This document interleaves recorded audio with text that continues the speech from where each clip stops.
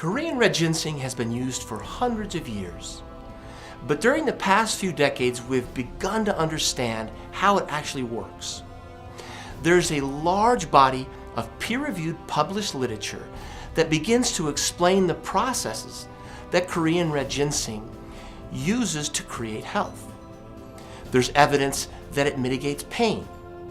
It actually blocks the calcium channels in the nerves that conduct pain. There's good evidence that it helps with anxiety.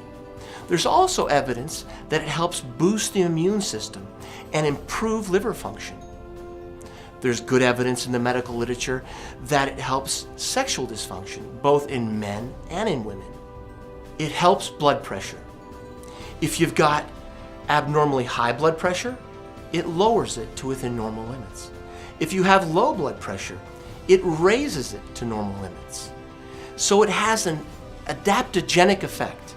There's great evidence in the medical literature that Korean red ginseng has powerful anti-diabetic effects. There's also experiments that show that it has strong antioxidative effects. There's even evidence that it has powerful anti-aging properties.